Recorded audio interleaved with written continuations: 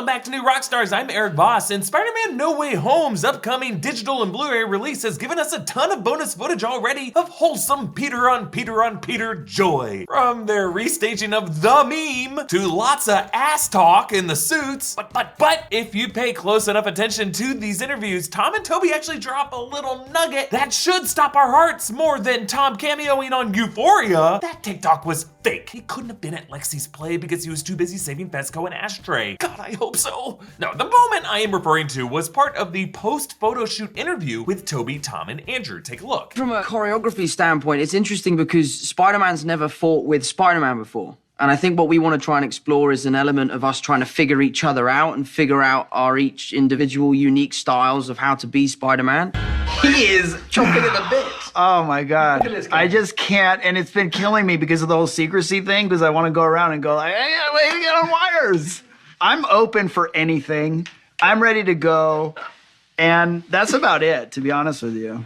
What did Tobey even say there? Hey, wait to get on wires. Clearly, this interview was done in the middle of production, when all three actors were still under a very strict NDA about speaking to press about the film. But it's the context that led to this odd response that I'm more curious about, because Tom Holland was answering a question about the choreography of Spider-Man fighting with another Spider-Man. And sure, we did see some of that in No Way Home. The whole final battle shows the three Peters completely failing to communicate and fully out of sync with each other, leading to an argument, and then a triumphant swing where they finally get on the same rhythm. But my question is that something Tom Holland, Andrew Garfield, and Tobey Maguire had to figure out the choreography of as actors? Like, the acrobatics of this moment are a delight to watch, but it's more of a testament to great direction, storyboarding, VFX, stunts, wire work, editing, and music compared to true acting through fight choreography, as we saw in cases like Tony Leung versus Simu Liu in Shang-Chi. And the reason I am prying here is that as much as I truly love No Way Home's three Peter scenes, I've always felt like something might have been missing, like something might have been removed. That odd quick draw moment between Tobey Maguire and Andrew Garfield Peter in Ned's Nana's living room, what was that all about? And then the super creepy way the two Peters are first framed in the moonlight when our Peter first sees them, and then how suddenly smooth that conversation goes right after. Whenever superhero worlds collide in this genre, there's always a get-to-know-ya fight. The Avengers in the woods, the Rumble in Civil War, the Guardians pouncing on Tony, Peter, and Strange in Infinity War, the sweep into the legs and into the Spider-Verse. Doesn't it seem like there was gonna be a bit more of a Peter versus Peter in this movie? And now, when Tom Holland talks about Spider-Man fighting with Spider-Man, did he mean with another Spider-Man or with another Spider-Man? Well, after Spider-Man No Way Home again, I realized there actually was one perfect spot in this movie that may have been in a previous version of this film for a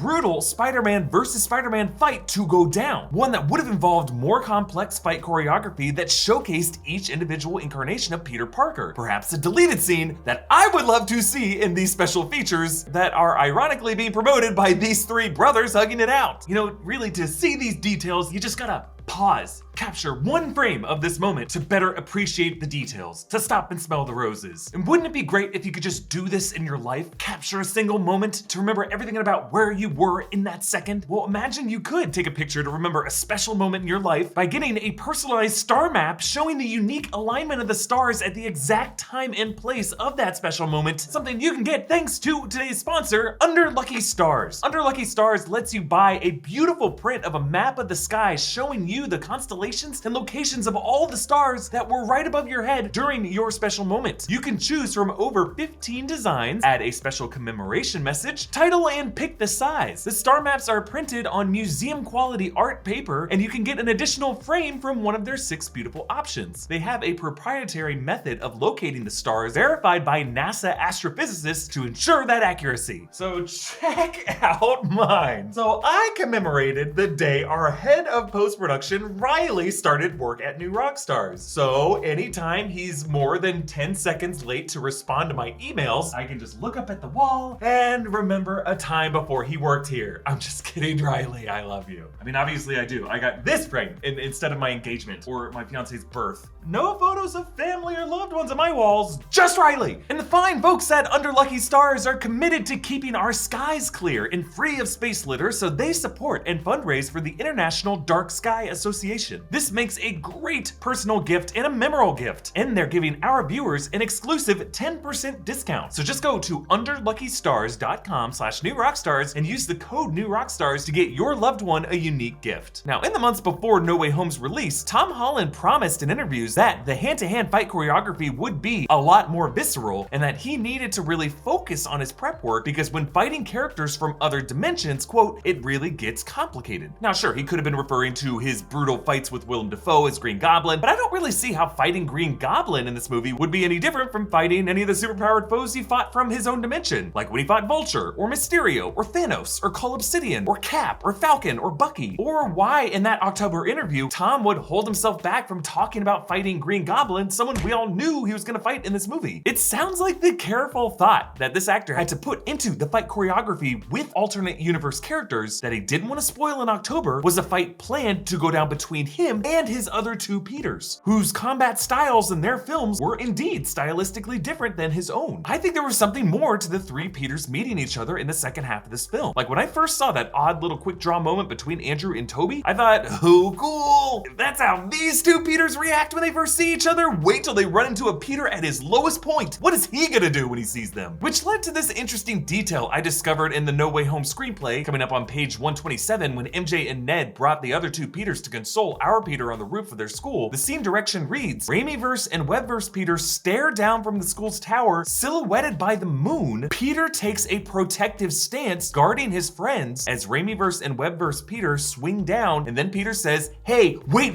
whoa! Now, in this movie's final cut, which this screenplay was rewritten for awards consideration to best reflect, this tense moment jumps straight to Peter non-verbally seeing himself in his variants, followed by their conversation about grief. But before that conversation, right after he sees this terrifying image on the tower, Tom Holland does this tense inhale like a broken boxer steeling himself before a final round, unafraid of the KO. Now, this whole scene, this emotional beat, as great as it becomes once everyone starts talking, did seem just a hair rushed. Like the state Peter was in, I don't know if he would have kept his cool this well. In his mind, he let his aunt die. He had to flee and leave her body behind, and then J. Jonah Jameson rubbed salt in that wound. We never got to see this Peter physically lash out until the guy snapped and wailed away at Green Goblin during the final battle. So, given this dramatic, intimidating moon silhouette shot, Peter's protective stance, and the undelivered upon promise of the other two Peters jumping to conflict, I would not be surprised if by Spider-Man fighting with another Spider-Man, Tom was really referring to an extended version of this additional meeting in which Peter lost his shit and fought these other two Peters before these more seasoned Peter Parkers overwhelmed him using fighting moves they learned from their unique experiences and held Peter down, let him cry it out the way only brothers know how to do. I think this kind of moment is what would have preceded Andrew Garfield Peter saying, I always wanted brothers. And that tense stare down between Tobey and Tom when Tom wanted to impale Green Goblin with a glider, their non-verbal exchange here was heartbreaking. And there just seems to be room here for this to be a callback to a past moment between these two. An older brother restraining a younger brother, as has happened countless times before, now saying, I had your back before and I have it now. You can trust me, bro. It's not worth it. Those are the kind of brothers who later call each other out for wearing ass padding. And I'm not going to tell you who,